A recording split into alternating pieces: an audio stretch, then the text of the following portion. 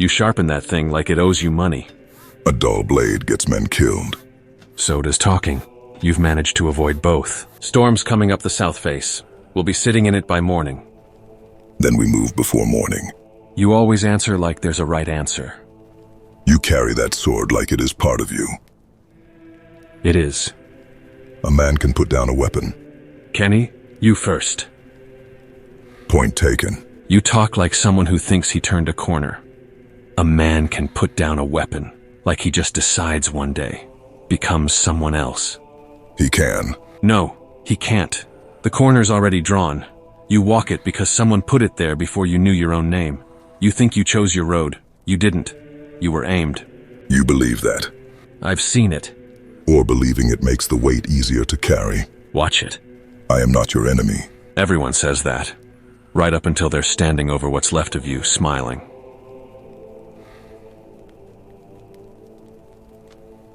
But maybe you're right. You'd have been a problem. I'll give you that. As would you. Something passes between them. Not friendship, recognition. I served gods once. There's your first mistake. They promised me an end to my suffering if I did as they asked. I burned cities. I broke a world. And when it was done, the suffering was still there. Larger. Because now it was mine. I had made it. So you killed them? All of them. Good. It changed nothing. The dead remained dead. The man who killed them was still the man who had done everything before that. I tore down a pantheon expecting to feel free. I felt only the silence afterward. And in the silence I had to look at what I was. And what were you?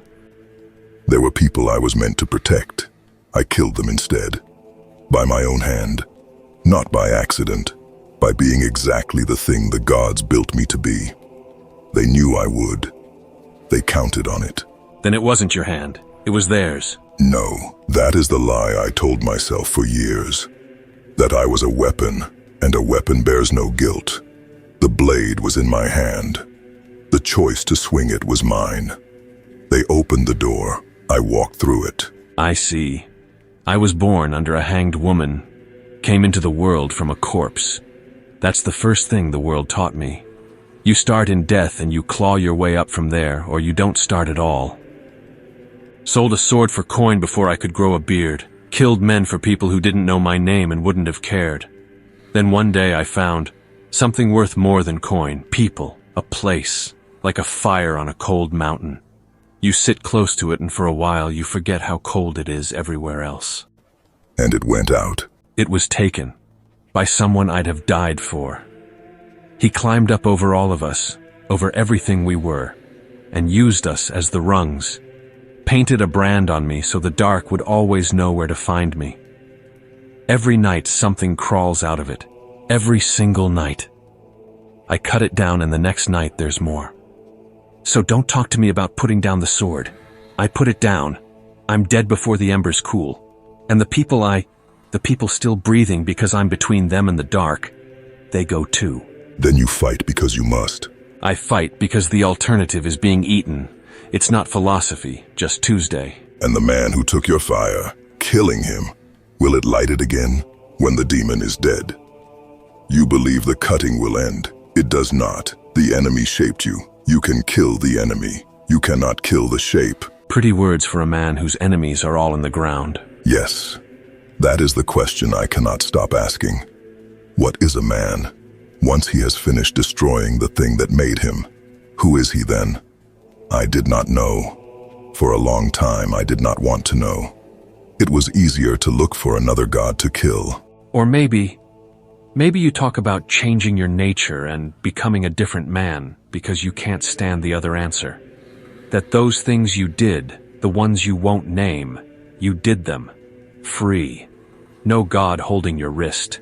You'd rather believe you became someone new than admit the old one was always you, choosing. Yes, that is exactly the fear. And it is correct. The gods do not absolve me. Fate does not absolve me. Whatever was written, my hands were the ones that did what they did. To say otherwise would be the final cowardice. I do not change to become innocent. There is no innocence left for me. I will carry every name to the pyre. Huh? That's the most honest thing anyone's said to me in years. Usually they make excuses, you just own it, the whole rotten weight. There is nothing else to do with it. So that's your big answer. Don't kill the god. Kill the part of you the god built. And then what? You're free? I do not know if any man is free, but I have seen the other road. A man who can only move against his enemy, who only knows where he stands by where the enemy is. That man is not free either. The enemy still holds the leash. Even dead, he holds it. You said it yourself.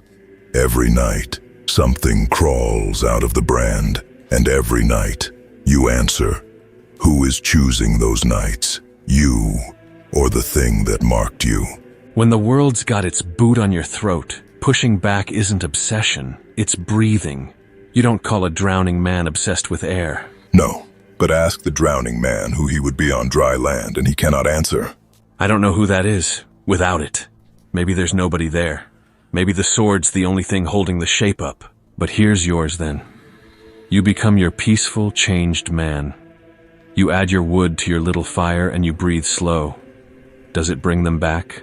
The ones whose names you won't say. Does any of it undo a single thing your hands did? No. Then what's the point of changing? So that I do not make more of them. Change is not forgiveness. It is not innocence. It does not return the dead. It is only the decision not to dig more graves. That is all it has ever been. That is all it needs to be. Then hear this one.